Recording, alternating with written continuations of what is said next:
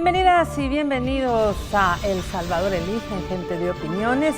Hoy tenemos como invitado al doctor Miguel Ángel Cardosa Ayala. Él es magistrado propietario del Tribunal Supremo Electoral, a quien le damos la más cordial bienvenida. Buenas noches, bienvenido. Gracias, María Teresa, muy amable por la invitación. Bueno, pues este 1 de marzo ya es el mes en donde usted y yo vamos a ejercer el sufragio el próximo domingo, 4. Y el periodo del silencio electoral, como usted sabe, terminó a las 12 de la noche, ¿verdad? Del día de ayer. Digamos que a partir de las 0 horas con 1 segundo de este día ya no se puede pedir el voto por nadie ni hacer proselitismo. Vamos a tener algunos minutos, horas en realidad, para pensar bien cuál va a ser la elección. En Canal Gente B quisiéramos continuar informándole de aspectos específicos, como el caso de las personas que en el proceso electoral requieren de ayuda. Así que les presentamos a continuación la siguiente cápsula. Según el Tribunal Supremo Electoral, las personas con discapacidad durante las elecciones del 4 de marzo de 2018 podrán ejercer su derecho al voto sin contratiempos. La educación de los centros de votación con la contribución de rampas de acceso para personas con discapacidad y adultos mayores han sido prioridad en estas elecciones 2018. El Tribunal Supremo Electoral ha capacitado a los integrantes de las juntas receptoras de votos para brindar un trato preferencial y prioridad en las filas a las personas con cualquier discapacidad física. Asimismo, las personas con discapacidad tienen la opción de la votación asistida por un miembro de la Junta Receptora de Voto o un familiar de confianza, si así lo prefiere. Bueno, como ustedes veían en la nota, es parte de las disposiciones que el Tribunal Supremo Electoral ha tenido para facilitar a las personas que padecen de alguna discapacidad su derecho al sufragio. Magistrado, ya estamos en la recta final, faltan exactamente 3 días. Quisiera que nos diera un panorama a la audiencia de Gente B de cómo están los preparativos, cómo se encuentran ustedes como tribunal. Bueno, gracias por la pregunta. Efectivamente, el Tribunal Supremo Electoral, una preparación de una elección de este tipo, que técnicamente es más complicada, requiere de una serie de detalles que hay que estar pendiente de ellos, pero quizás hemos concentrado los esfuerzos en 3 grandes áreas que son las que definimos nosotros como las vitales para las elecciones, que provenían de los problemas que habíamos tenido en el 2015 o de nuevas reglas que se han introducido por reformas en la ley y algunas por sentencias de sala constitucional. En primer lugar, le pusimos mucha atención y ese proceso se ha completado prácticamente en su totalidad, es la preparación del paquete electoral, que es fundamental garantizar de que el paquete electoral, esto quiere decir el paquete que cada junta receptora de votos va a tener, en donde están las papeletas, en donde están las actas, donde está el padrón electoral, la tinta indeleble, los sellos, el material para que la mesa pueda realizar su trabajo. Ese proceso ha finalizado ya. Los paquetes ya están en su totalidad distribuidos a nivel nacional en las sedes de las juntas electorales departamentales, y de ahí, con el efecto cascada, van a las juntas electorales municipales. Este proceso lo realiza la Dirección de Organización de Elecciones, la DOE, quien ha terminado eso, y ahora dedica su tiempo la DOE en la otra faceta, que es la de adecuación y preparación de los centros de votación, como veíamos en la cápsula, la colocación de los accesos que permitan que personas con discapacidad puedan estar, que la conexión eléctrica esté apropiada para poder tener luz al momento del cuento de votos ya en la noche, y además que podamos conectar los escáneres para poder transmitir resultados, y la adecuación misma de la distribución y el señalamiento de las rutas al interior de los centros de votación. Una vez hemos terminado el paquete, vamos a ese proceso ahora de adecuación de los centros de votación. Este es un rubro que siempre es de mucha atención del Tribunal Supremo Electoral. El otro tema que le hemos puesto mucha atención en esta ocasión, producto de ese cambio que la sala introduce en el tema que se le ha dado en llamar la ciudadanización de los organismos electorales temporales. Realmente, en el fondo, es una despartidización de los organismos electorales temporales que termina con un decreto de la Asamblea Legislativa que reforma el Código Electoral en dos vías. Una es que prohíbe entonces que sean miembros de mesa los que están afiliados a partidos políticos y nos obliga al tribunal que verifiquemos eso. Y segundo, abre la puerta para un sorteo ciudadano, de tal suerte que en aquellos lugares donde los partidos no alcanzan a hacer sus propuestas, aquellos que por derecho propio proponen y los que se sortean la quinta posición no alcanzan a hacer las propuestas, entonces se abre el espacio para hacer un sorteo ciudadano y se incluyó a los ciudadanos. Hemos terminado un proceso de capacitación de todas estas personas. Hemos capacitado más de 70,000 personas en las jornadas que el tribunal desarrolló desde el mes de noviembre, que en esta oportunidad tuvimos el respaldo que ha sido fundamental para nosotros del PNUD en financiarnos un proyecto de capacitación, que por eso hemos logrado empezar desde noviembre, porque los fondos presupuestarios que teníamos asignados daban para capacitar de enero y febrero, pero diciembre y noviembre lo pudimos hacer con esta donación del PNUD, que además nos permitió adquirir materiales de capacitación, no solo materiales físicos, sino que materiales virtuales, aplicaciones, el aula virtual, donde hemos podido fortalecer el tema de la capacitación. Era imposible pensar que se iba a poder capacitar 94,000 personas, porque son 5 propietarios y 5 suplentes por cada JRB, y son 9,422 JRB. Era prácticamente imposible pensar, el presidente Julio Olivo lo dijo, ni la Universidad de El Salvador tiene esa capacidad, ese aforo para recibir tanta gente, solamente puede recibir 50,000, pero aprovechándonos los instrumentos virtuales, el tribunal lo puede hacer. Terminamos con más de 70,000 personas capacitadas y la gran oportunidad de tener integradas la JRB. Estamos el día de ahora y a partir de mañana y el sábado distribuyendo todas las credenciales a través de los partidos, cuando son propuestas de partidos, a través de nuestro personal, cuando son sorteados, cuando fueron las personas que salieron sorteadas, que al final 15,000, prácticamente 15,000 sorteados van a participar en el proceso de elecciones. Ellos ya estamos distribuyendo los paquetes de credenciales para que puedan ir a donde fueron capacitados. El viernes y el sábado van a tener oportunidad de retirarla, y aquellos que no puedan retirarla, pues el día de las elecciones le llegará a su centro de votación. Sobre la ciudadanización, hay casos reales. Bueno, en el lugar donde tengo compañeras de trabajo había una persona con una enfermedad crónica, sí. Así de años, ¿verdad? Entonces, ella imposible que puede estar todo un día en un centro de votación porque su salud no se lo permite. No lo puede hacer, Pero digamos, ella tiene todo un historial, el Seguro Social, etcétera, es un caso real.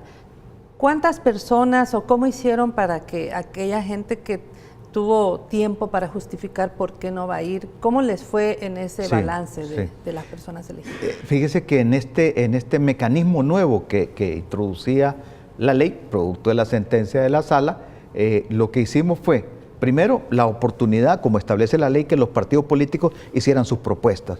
Tuvimos aproximadamente 66,000 personas propuestas por los partidos políticos, porque la ley establece que los 4 partidos políticos con mayor votación en la elección de igual categoría proponen por derecho propio. Esto quiere decir que Arena, FMLN, Gana y PCN propusieron miembros de mesa por derecho propio. La quinta posición se rifó entre el resto de contendientes. El resto, los otros 6 partidos políticos, y entre todos propusieron 66,000 personas. Tuvimos que sortear 28,800 aproximadamente, 28,800. Hicimos algunos criterios para hacer el sorteo. El primer criterio fue garantizar que fuera aleatorio, totalmente aleatorio. Hicimos 2 pruebas aleatorias para determinar primero el número que iba a ser, cada cuánto iba a ser rifada la persona, y además rifamos el número de listas. Hicimos 3 listas para que fuera totalmente aleatorio. Después definimos que no se iba a sortear mayores de 60 años, que no se iban a sortear personas que no supieran leer y escribir, y que no se iba a sortear a las personas que en las últimas 2 o 3 elecciones no hubiesen votado, con lo que se nos podíamos sospechar que no estaban en el país. Entonces, con esos criterios, hicimos la rifa de los 28.800, les pasamos el escáner que si estaban afiliados o no a partidos políticos.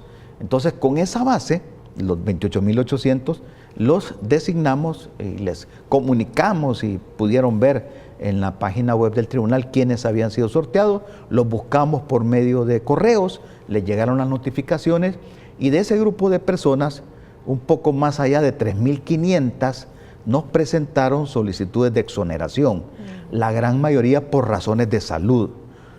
La regla general fue que por razones de salud el tribunal exoneró a las personas de participar. Solamente a 220 personas no se les aceptó la excusa. El resto, o sea, más de 3.000 personas, sí se les aceptó esa excusa. Y por lo tanto, y también se les notificó, y por lo tanto esas personas no van a tener ningún problema. Ya dije que tenemos 15.000 que sí van a participar, entonces hay aproximadamente unos 10.000 personas que o no fueron contactados o no quisieron llegar. Esos posteriormente, pues el tribunal después de las elecciones y aquellos que no lleguen, estando nombrados, no lleguen a ser miembros de mesa, pues tendrá que seguir los procesos sancionatorios. Entonces ese fue un mecanismo bastante complicado, pero hemos salido con Usted eso. hablaba de 3 áreas vitales. Sí, ya la nos tercera, explicaba 2, sí, me falta la tercera, Ajá. la transmisión de resultados, Claro. que es poder tener la posibilidad de que el día de la elección por la noche o ya en la madrugada al día siguiente poder tener algunos resultados preliminares. Hay que recordar que la legislación salvadoreña establece el escrutinio preliminar y el escrutinio final. ¿El final está para? El final se inicia 48 horas después de que se cierra la votación. Esto es el martes a las 5 de la tarde, 6 de la tarde se está iniciando el escrutinio final, que es donde se corren los recursos, donde se revisan las actas, y ahí es el que finalmente que corre hasta decide. el 21 de marzo, ¿verdad? ¿O no? Bueno, según la necesidad. Sí, claro, pero... es probable que sea menos tiempo, es probable, según el número de recursos. Acuérdese que estamos hablando de 14 circunscripciones de diputados y 262 de consejos municipales. Pueden haber recursos, nulidades de elección, nulidades de escrutinio. Hay una diversidad, una gama de recursos que puede retrasar un poco. A veces nos toca abrir urnas, tenemos que ir a esos procesos. Depende de ese mecanismo legal, pudiéramos tener o una semana o 10 días o un poco más el escrutinio. Esperamos nosotros, le hemos planificado para no más de 8 días, pero habrá que ver qué ocurre. Bueno, ojalá que todo salga bien. Allí, el día de ayer, 28 de febrero, fue el cierre de campaña de todos los partidos políticos. ¿Cómo usted analiza ese cierre de campaña? También el papel de los medios en este tema. ¿Cuáles son sus valoraciones de cómo finalmente cerraron todos los partidos? Sí. Quizás primero habría que valorar el hecho mismo de los plazos de campaña, que es una disposición que todavía está en la Constitución, que viene de la Constitución anterior al 62, y uno debe preguntarse a este momento si después de tanto tiempo de recorrido en la democracia salvadoreña, pues este periodo que dice la Constitución, que no puede haber campaña 4 meses antes de una presidencial, 2 meses antes de diputados y 1 mes antes de consejos municipales, si ese plazo lo mantenemos o si ha llegado el momento de hacer un debate político de la necesidad de modificar esos plazos, porque yo sí he podido percibir como una necesidad en la población de obtener más información de las plataformas legislativas de los partidos y del pensamiento de los candidatos. A lo mejor más tiempo, ¿no? Probablemente para este debate. Ahora el ciudadano exige más información. En otras épocas probablemente no era así. Entonces quizás vale la pena ponerse a pensar. Ya y entonces, son 56 años, ¿no? Sí, desde esa fecha, desde que ya se ha pensado y han cambiado las cosas. Ahora hay un poco más de sed de información de los ciudadanos y quizás valdría la pena pensarlo, porque solamente fueron 2 meses para diputados, solamente 30 días para consejos municipales y ni siquiera son 30 días, porque luego 3 días antes hay que cerrar. Hay que cerrar. Además, Febrero tiene menos y la Constitución habla de mes. Del mes, dice la Constitución. Entonces, quizás ha llegado el momento de revisar eso. No obstante, hemos llegado a la finalización de la campaña. Creo, yo me quedo con la sensación que como ciudadano, lo digo como ciudadano, quizás me hizo falta más información de los candidatos y de las plataformas legislativas. Con excepciones pude ver dos o tres partidos que sí hablaron de una plataforma legislativa como partido político. Luego el resto promocionó más las imágenes, las personas y más la imagen de la persona, más que su manera de pensar. Yo creo que me quedé con esperar un poco de opinión de los candidatos, y si los candidatos en conjunto presentaban una plataforma como partido, porque al final van a formar una bancada. Claro. Incluso hasta los no partidarios más se presentaron como grupo, no independientes, sino que como grupo, y quizás esperaría haber tenido la oportunidad de mayor información. No obstante, ayer se cerró efectivamente a la medianoche, terminó el periodo de campaña y entramos al periodo de silencio, a efecto de que el ciudadano pueda tener la tranquilidad de evaluar las propuestas de los partidos, las propuestas de los candidatos y saber por quién me voy a decantar. Normalmente en diputados ahora hay bastantes opciones, tanto partidarias, no partidarias, partidos políticos que presentan plataformas, ciudadanos, candidatos que se promocionan ellos. Veo que hay suficiente alternativa. Hoy creo que el ciudadano no tiene la excusa de decir, mire, no tengo opciones. ¿Cómo no? Las hay. Y en el caso de los consejos municipales, ahí normalmente el ciudadano premia o castiga el buen o mal trabajo de un alcalde. Eso normalmente es así. El ciudadano en su municipio lo ve el trabajo de su alcaldía y sabe si le va a refrendar el apoyo o no, o lo va a cambiar. Y eso tiene más que ver con el trabajo que hace el alcalde o el partido que ha propuesto a un alcalde. Entonces yo creo que ahora hay una oportunidad. Estos 3 días son para que el ciudadano pueda reflexionar, y por lo tanto el legislador, desde la Constitución, establece que estos 3 días son de silencio electoral para poder que el ciudadano reflexione. Sí, ojalá. Ojalá que sea así. Sí. Magistrado, ustedes han hablado de la adquisición de tecnología para que de alguna manera tenga transparencia este proceso. El representante de Naciones Unidas hablaba del observatorio, ¿no? Ellos decían, sí, hemos venido a El Salvador, tenemos más de un mes, se van a ir después de marzo. Es un español, no recuerdo ahorita el apellido, pero él hablaba de que ustedes incluso han hecho ensayos, cosa que no se veía en el pasado. Sí. Y que los más preocupados en que los ensayos salgan bien son ustedes, sí. El Tribunal Supremo Electoral. Hay una apreciación como muy positiva. ¿Cómo mira usted el uso de esta tecnología de transmisión de datos y también la apreciación que están teniendo los observadores internacionales? La transmisión de datos ha sido como uno de los puntos centrales del esfuerzo. Este es el tercer punto que nos ha preocupado mucho y que le hemos dado mucho tiempo de trabajo. Nos llevó a tratar de conseguir tecnología. Cuando en el 2015, al final del 2015, en noviembre, evaluamos el proceso eleccionario del 2015 y reflexionamos la complejidad que el mismo ha ido adquiriendo, vimos la necesidad del uso de la tecnología. Vimos que para el fraccionamiento de los votos era fundamental el uso de la tecnología, y eso nos llevó a la búsqueda de apoyos internacionales para lograr conseguir tecnología. De ahí las gestiones que se hicieron. Precisamente el presidente Julio Olivo gestionó con la Asociación Mundial de Organismos Electorales, la web, de la cual formamos parte, y él asiste a las reuniones, gestionó algún respaldo, algún apoyo que se logró triangulando con la Comisión Nacional Electoral de Corea y el gobierno de la República de Corea, que nos apoyó con una donación. Esta donación nos permitió obtener 1.800 escáneres. Sin embargo, en algún momento de la discusión con los coreanos, al conocer la complejidad de nuestro sistema, ellos nos propusieron otro tipo de escáner que contaba los votos y contaba las marcas y resolvía el problema.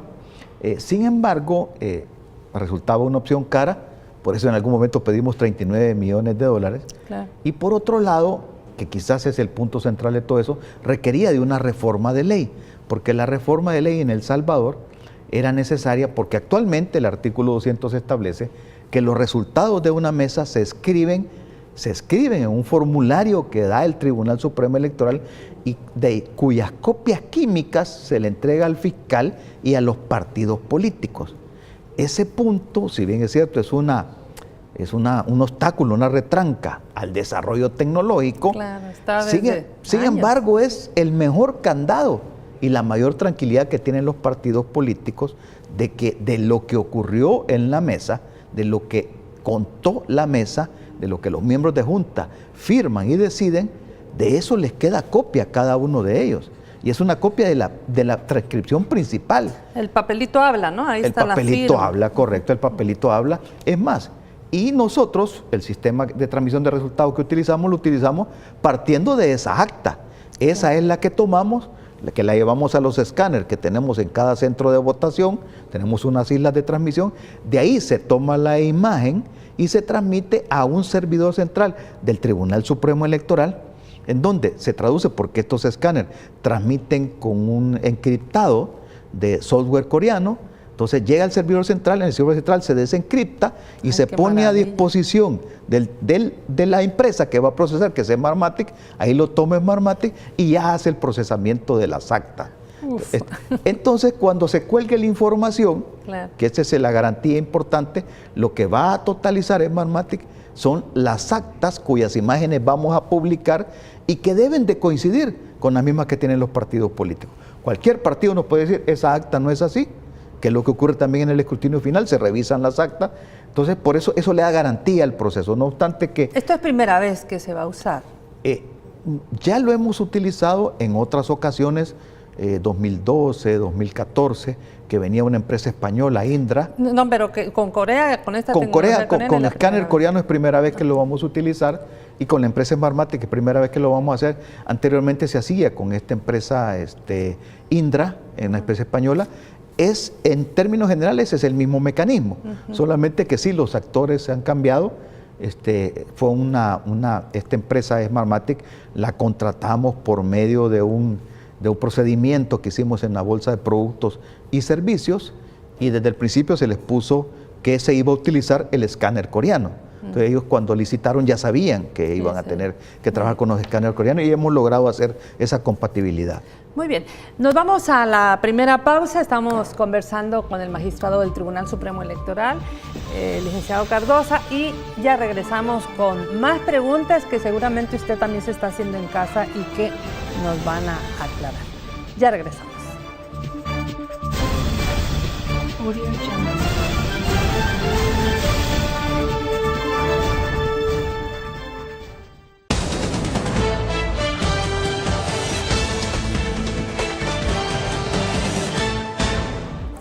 Nuestro invitado aquí en El Salvador Elige 2018, el magistrado propietario del Tribunal Supremo Electoral, Miguel Ángel Cardosa, quien nos habla de cómo se desarrolla el proceso. Pero como le decíamos al inicio, siempre estamos queriendo que usted conozca información precisa sobre el Tribunal Supremo Electoral, que tiene 26 años de existencia, y quisiéramos comentarle a continuación. El Tribunal Supremo Electoral cumplió recientemente 27 años de creación, producto de un proceso de diálogo y negociación que culminó con la firma de los acuerdos de paz en Chapultepec, México, en 1992. El TSE fue creado mediante reforma constitucional en octubre de 1991, como una conquista para prevenir y evitar fraudes electorales, como los vividos en los años de las dictaduras militares y a principios de la Guerra Civil. La Carta Magna reguló, además, en los artículos 208 y 209, la conformación y competencia de este nuevo ente rector. Inició así una nueva etapa de transición y transformación que dio paso al Tribunal Supremo Electoral, y se promulgó el Código Electoral, que regiría el máximo organismo electoral salvadoreño. De 1994 a 1999 se considera la etapa de consolidación del organismo colegiado. De 1999 a 2004 se desarrolló un proceso de modernización institucional que permitió votar con el DUI, y se lograron avances en la votación de personas con discapacidad. Desde 2009 hasta la fecha, se ha fortalecido el voto residencial, que se instauró en todo el país en las elecciones presidenciales de 2014. En esos comicios, el TSE también implementó el voto desde el exterior. De cara a las elecciones de este 2018, el Tribunal Supremo Electoral tiene, entre otros retos, la rendición de cuentas, la gestión internacional, la accesibilidad y el voto inclusivo, así como consolidar la transformación del sistema electoral salvadoreño. Bueno, Usted conoce un poco más sobre la creación de este Tribunal Supremo Electoral, es la máxima autoridad en materia electoral que tiene El Salvador, que tiene el país. Yo quisiera que nos contara un poco cómo funciona administrativamente este órgano colegiado y también qué funciones o jurisdiccionalmente qué le corresponde.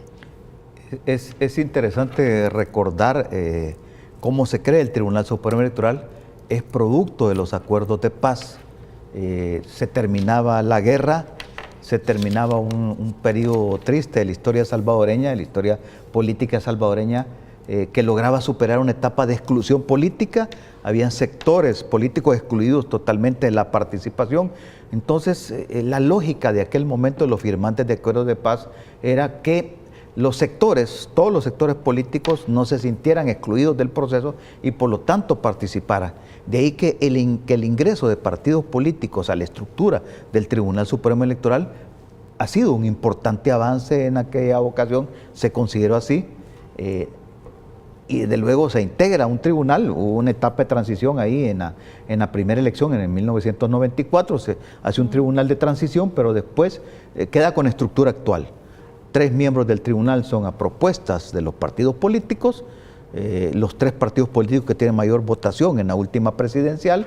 El que gana la presidencia de la República gana la presidencia del Tribunal Supremo Electoral, y 2 que provienen de las propuestas de la Corte Suprema de Justicia, que era como el equilibrio legal en la situación, sobre todo porque adoptábamos una estructura de organismo electoral, primero de Tribunal Supremo, eso quiere decir máxima autoridad en el tema electoral, y segundo, contaba con las 2 atribuciones fundamentales, que es la jurisdiccional y la administrativa. Claro. Administrativa para desarrollar, organizar y administrar las elecciones, y la parte jurisdiccional para resolver las controversias legales que se pudieran plantear de la misma. Entonces, en una sola institución, como máxima autoridad, como Tribunal Supremo, se juntan estas 2 funciones, siguiendo una cultura muy arraigada en América Latina, especialmente en Centroamérica, de tribunales supremos, en la misma estructura.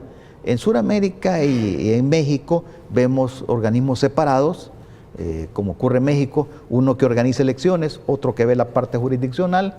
Incluso en algún momento en México el Tribunal Federal es un tribunal independiente, pero jurisdiccional. Sin embargo, ahora han transitado hacia un tribunal especializado en materia electoral dentro de la Suprema Corte de Justicia. En Sudamérica hay algunas estructuras como esa.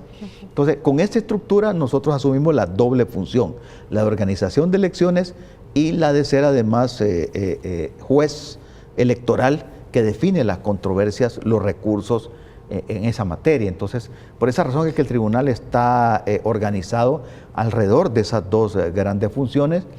Gran parte de la actividad en el tiempo eleccionario se la lleva la organización de elecciones. Todos los detalles que hemos venido conversando tienen que ver precisamente con organizar elecciones, y posteriormente también tenemos actividades jurisdiccionales. Las actividades jurisdiccionales nosotros las tenemos primero porque resolvemos las controversias que puedan plantearse. Eso ya es como el conteo, en el escrutinio, ¿no? Cuando empieza a haber ciertos problemas, ¿o no? Sí, o sea, es una de las etapas. En el escrutinio es una de las etapas donde vemos los recursos de nulidad de escrutinio, de nulidad de elección, los reclamos que puedan plantearse en el escrutinio final. Efectivamente son parte del trabajo, pero adicionalmente ahora en esta ocasión el tribunal en la parte jurisdiccional tiene, por ejemplo, que vigilar el tema del financiamiento de los partidos políticos, tiene que vigilar el tema de la democracia interna de los partidos políticos, y por ahí le establece una disposición la ley que le da la facultad como de resolver las controversias internas que puedan plantearse entre el afiliado y el partido político. Esa es una facultad nueva que le da la ley de partidos políticos, porque ahora hemos estrenado esta nueva regla con la nueva ley de partidos políticos. Entonces hay actividad jurisdiccional bastante activa en todas las agendas del tribunal. Tenemos parte administrativa y parte jurisdiccional. Entonces ahí, pues desde luego, a los que provenimos de la Corte Suprema de Justicia nos toca un rol más activo en la parte jurisdiccional. Sin embargo, en esta ocasión el Tribunal Supremo tiene una característica muy importante. Todos somos abogados, todos somos personas de leyes y por lo tanto el concepto jurídico está bastante arraigado en las reuniones del Tribunal Supremo Electoral, pero compartimos la doble tarea, vigilamos la parte administrativa y también vemos la parte jurisdiccional. ¿Cómo están ustedes haciendo, por ejemplo, qué convenios tienen para poder garantizar la seguridad en los centros de votaciones y sus alrededores en todo este proceso electoral? Bueno, casi la mayoría, no sé si es así, en centros escolares se realizan. Sí. ¿Cómo han hecho ustedes para lograr que realmente va a haber seguridad, que va a haber transparencia, que se van a poder atajar problemas de última hora? ¿Cómo han hecho o con quién están en convenio para estas colaboraciones? Primero hay que decir que efectivamente el Tribunal Supremo Electoral toma la decisión desde el momento en que transitamos al voto residencial, tomamos la decisión de buscar centros cerrados para seguridad del votante y en buena medida, en un 90%, los centros de votación son centros cerrados. Por excepción tenemos centros abiertos, parques, casas comunales, en donde nos vemos en obligación de crear una infraestructura apropiada para facilitar la votación. Por ahí quedan un par de calles todavía en donde se hace la votación, pero la regla general es que nos vayamos a centros cerrados. Y ir a centros cerrados nos ha permitido utilizar sobre todo la infraestructura del Ministerio de Educación. Los centros escolares, las escuelas, firmamos un convenio con el Ministerio de Educación, con quien hemos tenido una muy buena relación, hemos tenido un apoyo importante del Ministerio de Educación, nos ha permitido disponibilidad en las aulas de los centros escolares, no solo para el día de la votación, sino que en los simulacros que hemos hecho en los fines de semana anteriores, ellos han tenido la deferencia de darnos la llave y de permitir que nosotros ingresemos. Desde este día, primero ya... Desde el día jueves, hoy jueves en la noche jueves, ya a esta hora, este día está ocurriendo ya que los directores de los centros les están entregando la llave a nuestros encargados de centro del Tribunal Supremo Electoral y ya nosotros tomamos posesión de los centros escolares a efecto de comenzar la etapa de adecuación que sea necesaria para que esté lista para el día domingo. Entonces sí, hemos tenido un convenio, hay que agradecerle al Ministerio de Educación, eso ha sido fundamental ese convenio, tenemos ya algún tiempo de firmar convenios con el Ministerio de Educación, ese es fundamental, es parte de garantía de la seguridad porque son centros cerrados. Adicionalmente, desde luego firmamos convenios, la ley así lo establece, con la Policía Nacional Civil, claro, con la Fuerza Armada, especialmente la policía trabaja el Plan General de Seguridad de Elecciones.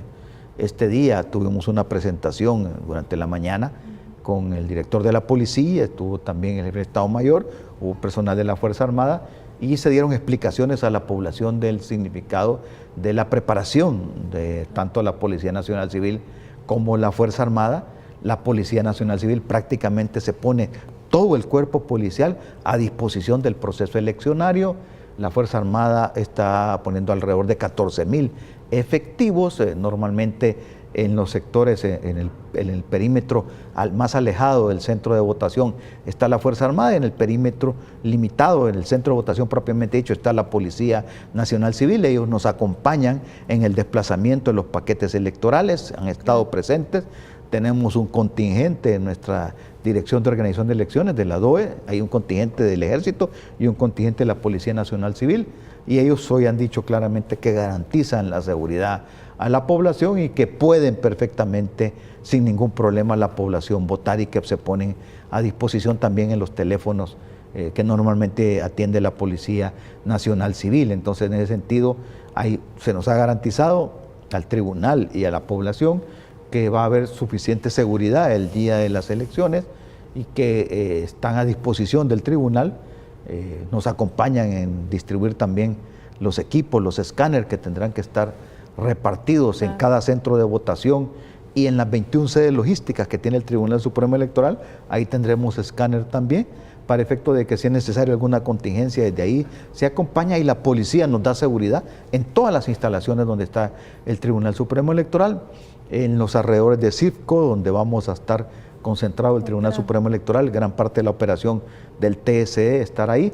Así que este día pues escuchamos el informe del director nacional de la Policía Nacional Civil, quien ha dicho que garantiza el tema de la seguridad desde hoy en la noche y hasta 2 días después de las elecciones. Esto es importante que la población lo retome, lo tome en cuenta, porque a veces empieza también a funcionar esta rumorología para que la gente diga, no, yo ya no voy a poder ir a ese centro porque ahí hay pandillas, no sé qué, no sé cuánto. Entonces también es una manera de hacer que la gente no vaya a ejercer el sufragio. Hemos visto también personas de otras nacionalidades. Sí, es correcto. Entendemos que vienen observadores. Quisiéramos que nos dijera, ya están llegando, cuántas aprobaron, de dónde vienen, quiénes van a estar observando el proceso electoral. El tema de la observación es un tema que nuevamente en el caso de El Salvador viene a ser un tema con mucha atención. Hemos nuevamente tenido la solicitud de muchas observaciones tanto nacionales como internacionales. En el caso de las internacionales, desde hace algunos días está la Unión Europea acompañando el proceso. Ellos han llegado poco más de 70 observadores, un grupo bastante nutrido que ahí andan distribuidos a nivel nacional. Lo hemos podido ver en el tema de transmisión de resultados, en las pruebas que hemos tenido, los hemos podido ver en los lugares de capacitación. Ellos han ido a observar el tema de la capacitación. Están muy activos, ¿verdad? Muy activos en juntas electorales municipales, en juntas electorales departamentales, han dado presencia. Ya la OEA también hizo presencia con su misión de observación, han anunciado 28 miembros de su grupo de observación. Otras entidades internacionales como Naciones Unidas manda su grupo, las embajadas normalmente vienen algunos representantes de gobierno a ser observadores, nos piden las embajadas, y en esta ocasión adicionalmente también la observación nacional toma un auge importante. Andamos ya arriba de las 2.200 acreditaciones ya de observadores, tanto nacionales como internacionales. Es una importante presencia. Desde luego el tribunal agradece su presencia porque eso, además de darle realce al evento, le da suficiente garantía, claro, suficientes ojos observando lo que ocurre en El Salvador. Lo hemos tenido siempre, en el 2015 tampoco fue la excepción, tuvimos importantes misiones internacionales, y las nacionales además son grupos importantes. Hay consorcios, por ejemplo el de Fundaungo con la UCA y la Universidad Don Bosco. La Iniciativa Social para la Democracia, ISD, tiene su grupo de observadores, FUSADES tiene su grupo de observadores, grupos grandes, que pasan de 200, 300 personas, grupos muy importantes que van distribuidos a nivel nacional. Entonces vamos a tener esa importante presencia. Los observadores internacionales, además se incluye el grupo que el Tribunal Supremo Electoral invita. Formamos parte del grupo de TICAL y de UNIORE, de la Unión de Organismos Electorales Regional en Latinoamérica. Entonces nosotros invitamos un grupo de observadores en reciprocidad, siempre a El Salvador se le invita a observar elecciones. Entonces es importante la observación tanto nacional como internacional, no solo por la garantía del proceso que está suficientemente siendo observado, y desde luego el tribunal no tiene ningún inconveniente, lo hace con mucha transparencia, pero adicionalmente tienen la obligación de dejar un pliego de observaciones y de recomendaciones, su informe de misión, que después nos sirve a nosotros en los procesos de evaluación que hacemos, porque desde el 2015 hemos implantado ya la evaluación de las elecciones, la tendremos después de esta elección, claro, para conocer cuáles son las recomendaciones que hacen los observadores internacionales para tomarlas en cuenta en nuestro mecanismo de evaluación que el Tribunal Supremo Electoral hará después de la elección. Importante que tengan esa retroalimentación y después la evalúen. Hay muchas opiniones que señalan que este sistema electoral salvadoreño se ha complejizado demasiado, desde esas grandes sábanas que vamos a tener que ir a marcar, si es voto por bandera, voto por cara, voto cruzado, todo esto. Sí. Estas disposiciones han sido para ustedes... ¿De qué manera las han manejado? Porque han sido disposiciones de la Sala de lo Constitucional, de la Corte Suprema de Justicia. ¿Cómo las han administrado ustedes y cómo han logrado que realmente en esta complejización ustedes puedan pues aminorar, hacer más fácil el proceso? Sí, efectivamente tenemos un sistema electoral complejo, efectivamente es así. hemos transitado en el caso de la votación de diputados desde las listas cerradas con la cual hemos venido, tuvimos procesos con tranquilidad y habíamos llegado a tener un estándar tal de aceptación del sistema electoral sin problemas para contar los votos porque se contaban banderas. Transitamos de la lista cerrada a la lista cerrada y desbloqueada, que es el voto preferente que se aplica en el 2012, en la cual el ciudadano, si bien es cierto, se mantenía siempre en la lista del partido, pero se le desbloqueaba la facultad de poder reorganizarle la lista del partido con la marca de preferencia, Luego, en el 2015, se abre el espacio a la lista abierta, con el que nosotros conocemos como voto cruzado, en el cual ya yo me puedo mover de una lista de un partido a otro tocando rostros sin tocar banderas. Y sobre todo porque ahí se abre una decisión de la Sala Constitucional en donde ellos reconocen la facultad del ciudadano, lo que ellos llamaron la plena capacidad de opción del votante, por el cual le dan 5 o 6 formas de votar. Todas las opciones que quiera. Todas las opciones que tiene, un menú suficientemente amplio para que el ciudadano decida. Ciertamente hay que decirlo, se reafirmó derechos a favor de los ciudadanos, pero también hay que reconocerlo, le complicó la existencia al órgano electoral, al organizador de elecciones, porque el sistema se hizo complejo. Sobre todo hay que recordar que en el 2015 esa decisión de abrir la lista se hace a casi 3 meses y medio de las elecciones. Se le dice a la Asamblea Legislativa que debe de legislar. La Asamblea Legislativa pasa discutiendo más de un mes el tema, no se logra poner de acuerdo y ahí por el 12 de diciembre le dice el Tribunal Supremo Electoral, decida usted. O sea, a menos de 3 meses de las elecciones, ¿qué hace usted? Menos de 3 meses de las elecciones, el tribunal el 26 de diciembre se puso de acuerdo, dijo, bueno, vamos, y a ese momento a trabajar instructivos de capacitación, a preparar la capacitación. O sea, imagínense lo que nos pasó en el 2015, empezamos a capacitar en enero, hoy capacitamos desde noviembre, o sea, una gran diferencia, hoy estamos en otro escenario, un poquito más en otro escenario totalmente distinto, desde luego. Entonces, eso hizo complejo el mecanismo. Entonces hay que decirlo, que eso, si esa es la decisión política en el Estado salvadoreño, pues hay que explicarle a la población que debe tener paciencia, el mecanismo es complejo, hay que buscar otras formas de facilitar el voto. Ciertamente esas sábanas como la de San Salvador es complicado manejarla. Otra buena noticia que hay que decirle a la población, que hoy no hay papeleta de Parlacen. En el 2015 fue una papeleta de 200 rostros que se contó a nivel nacional. Sí. Todas las mesas, en aquellas circunscripciones donde solo se deciden 3 diputados, tuvieron que contar esa papeleta de 200 rostros. Sí. Eso aniquiló a las mesas en el 2015 de entrada. Hoy no se va a contar esa papeleta. Entonces, solamente van a contar las de diputados y la de alcaldes. Entonces, sí hay que pensar cómo le facilitamos las cosas. Parece que a veces decimos que pensamos en la población, pero realmente no lo estamos haciendo, porque también al votante le hemos complicado las cosas, hay que facilitárselas, y la única manera que ahora se ha pensado hacerla es capacitemos bien a los miembros de mesa, en contar los votos y llenar el acta, y hagamos mayor campañas divulgativas para que la población sepa todas las opciones que tiene para votar y que pueda hacer uso sin mayor complicación. Sin embargo, siempre lo va a hacer. Usted siempre escucha preguntas de la gente, ¿cómo es esto del voto? ¿Y cómo es esto de las fracciones? La gente siempre pregunta eso. Realmente, yo que he sido servidor público por muchos años, uno muchas veces olvida la población, olvida a quién le sirve. Y es a quien primero le debo preguntar, ¿qué estoy pensando yo?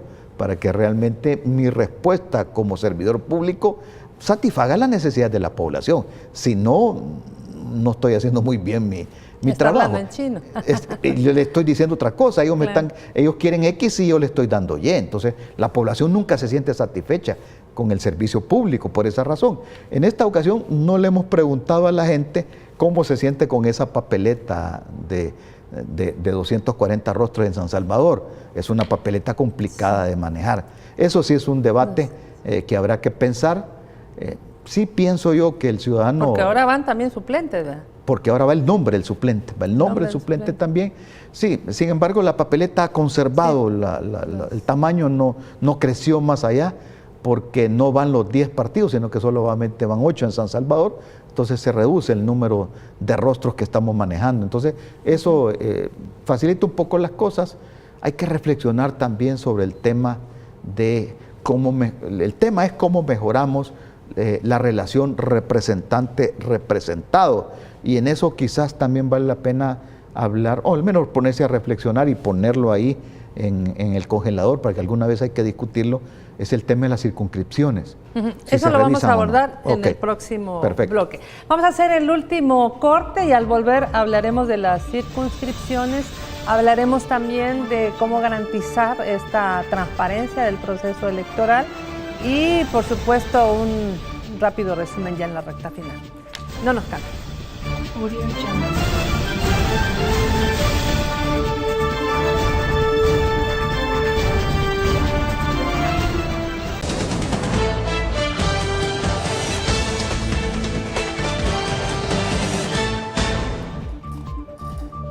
Bueno, ya estamos a 3 días de las elecciones de este 4 de marzo y quién mejor que el propietario del Tribunal Supremo Electoral, Miguel Ángel Cardosa, nos explique algunos detalles que todavía la población pues está preguntándose.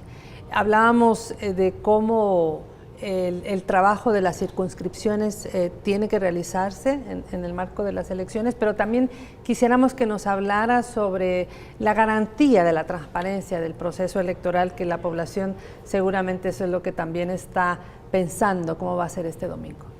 Sí, ese es un tema fundamental de tratar, cómo es que el ciudadano puede sentir que el proceso es confiable, es transparente. Pues habrá que recordar la estructura de funcionamiento mismo del sistema electoral salvadoreño se hace con la participación de los partidos políticos. Hay incluso una disposición constitucional, el artículo 209, que establece que en la conformación de los organismos electorales temporales se debe de vigilar que no prevalezca uno sobre otro. ¿Qué quiere decir eso? Quiere decir que la mesa esté equilibrada con representantes de los diferentes partidos políticos. Y ahora en esta ocasión, adicionalmente, por una disposición de ley, se introducen a los ciudadanos. Entonces, la garantía del proceso que comienza en la mesa, en la Junta Receptora de Votos, inicia ahí. La garantía de que hay propuestas de los diferentes partidos políticos que ha sido equilibrada, que no prevalece uno sobre otro y que además, donde hace falta propuestas de partido, se introduce también a un ciudadano que hemos verificado que no esté afiliado a partido político y que ha sido seleccionado de manera aleatoria, y esto le da una garantía adicional al proceso, que no solo los mismos partidos se están cuidando solos entre ellos, sino que además vamos a tener una especie de testigo ciudadano que va a conocer de cerca. Se pueden venir abajo esas leyendas urbanas que se cuentan, que ahí se anulan votos, que ahí se hace no sé qué, que ahí se hace no sé cuánto. Hoy van a haber ciudadanos que van a poder ver realmente lo que pasa en las mesas. Eso le va a dar transparencia al proceso, donde está realmente el corazón de la actividad electoral, en la Junta Receptora de Votos. Es ahí donde realmente se deciden las elecciones. Luego, el otro proceso, que es ya el escrutinio final y el preliminar, que se hace con las actas que han sido firmadas por los miembros de mesa y por los vigilantes de los partidos políticos, y de que todos tienen copia de las mismas. Esas actas son las que sirven de base de cualquier escrutinio. De ahí para allá nos vamos en la base de las actas, el escrutinio final. El tribunal también nombra a un grupo de personas que normalmente son las juntas electorales departamentales las que manejan los escrutinios, con vigilantes de los partidos políticos, a presencia de la Fiscalía Electoral y la Procuraduría para la Defensa de los Derechos Humanos, para vigilar el tema de las actas, que también es una garantía, porque en las actas los partidos políticos y la Fiscalía tienen copia de esas actas. Derechos Humanos también tiene copia de esas actas. Entonces, entre ellos contrastan las actas, y si coinciden con la del fiscal, siguen adelante contando los votos, las cifras que aparecen en esa acta. Hoy, adicionalmente, recibirán en el escrutinio final la información que se obtenga del escrutinio preliminar, de la suma informática que se ha hecho de la totalización de los votos, y tendrán ellos esa información adicionalmente para poderla comparar. Adicionalmente hemos platicado de los observadores internacionales y nacionales que van a estar ahí. Todo esto le da la garantía al proceso y no por eso menos importante también lo es la presencia de los medios de comunicación que están ahí en todo el proceso. Hemos acreditado, yo ya perdí la cuenta de los medios de comunicación que hemos acreditado en esta ocasión. Hay un montón, ¿verdad? Una gran cantidad de medios de comunicación que también estarán presentes vigilando el proceso. Y en todo caso, de haber una irregularidad in situ en el lugar de votación, siempre hay un fiscal electoral, ¿verdad? Está el fiscal electoral, está la Junta Electoral Municipal ahí, y que son autoridades en ese momento, ellos podrán tomar las decisiones. Si es algo que tiene que ver con la mesa, la Junta Receptora de Votos es la autoridad. Hay autoridades, está el fiscal, y si es necesario, pues interviene el Tribunal Supremo Electoral en su momento. O sea, hay un aparataje suficiente como para darle garantía al proceso. Yo quisiera que a manera de síntesis y como una reflexión final, usted nos dé sus valoraciones sobre el desarrollo de este tipo de proceso electoral, el reflejo de avances democráticos en el país, pero también de algunos desafíos que de pronto hay que apuntalar para poder corregir. Pues en principio una reflexión que hay que hacer, que es obligada, sobre todo porque hemos visto en la cápsula histórica del Tribunal Supremo Electoral, es de dónde venimos y todo lo que hemos transitado después de la firma de los acuerdos de paz, reafirmando, consolidando la democracia. Realmente es un proceso importante, ha sido un proceso de cambios, transformaciones, desarrollando y logrando consolidar la democracia. Hay que recordar que hemos cambiado de documento, hay un documento más seguro que es el DUI, que está garantizado, hay toda una institución alrededor vigilando este proceso. Segundo, hemos cambiado al voto residencial, hemos dado ese paso fundamental, se acercaron las urnas, no del todo, pero se acercaron las urnas a los ciudadanos, se facilitó. Pasamos de 495 centros de votación al 1595 que vamos a tener ahora. Distribuimos la votación, eso es un avance fundamental, importante. Hemos avanzado en el tema de la protección y el reconocimiento de los derechos de las personas con discapacidad, de la comunidad LGTBI, que también tenemos todo un proceso importante de desarrollo. Hemos avanzado y hemos dado garantías suficientes también en el tema de género. Ahora hay una cuota de género que establece la ley, la cual el Tribunal Supremo Electoral vigila que realmente se cumpla. Hemos avanzado en los consejos municipales, ahora son plurales, ya no son aplicando la regla de que the winner take it all, el ganador se lleva todo, no, ahora lo distribuye con nosotros y tenemos ya, alguna frase que alguna vez he escuchado yo, pequeñas asambleas legislativas en los consejos municipales. Y qué bueno que es así, porque es un debate fundamental ahora en los consejos, en la sede de los consejos municipales, es un debate abierto. Eso ha sido, a mi modo de ver, un avance importante en el proceso democrático y desde luego hay que seguir avanzando en él. ¿Cuáles serían los retos? Yo diría primero que hay que reforzar, garantizar, sanear el sistema de partidos políticos. Por más que hay críticos alrededor de los partidos políticos, no hay otro mecanismo que la democracia reconozca para hacer una intermediación entre la población y el poder, que no son los partidos políticos. Hay que seguir vigilando, hay que seguir vacunando contra cualquier enfermedad al sistema político salvadoreño, que es un sistema muy fortalecido, con partidos políticos muy fuertes, muy fortalecidos, que no se ve en América Latina. Es difícil encontrarse partidos muy fuertes como los salvadoreños. Tenemos referencias muy cercanas ahorita en la misma América Central. Aquí en la misma América Central, pero El Salvador tiene esa ventaja. Entonces, si estamos bien, hay que vacunar a tiempo a los partidos para que puedan seguir desarrollando esa función. Eso es fundamental. Creo que ha llegado el momento también de revisar la actuación del árbitro Tribunal Supremo Electoral. La tendencia en América Latina es a independizar los árbitros. Claro. Ya no puede ser que el mismo que participe en elección sea juez y parte, ¿no? Se cuente sus votos también. O sea, creo que ahí hay una reflexión que hay que hacer.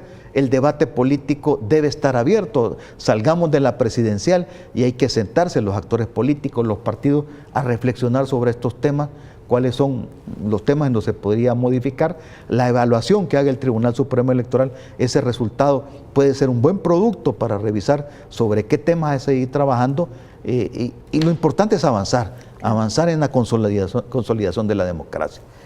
Le quiero dejar con el llamado a la población a votar este domingo 4 de marzo, pero también algunas formas de contacto, algún medio en donde la población pueda obtener información, pero también de pronto hacer alguna denuncia.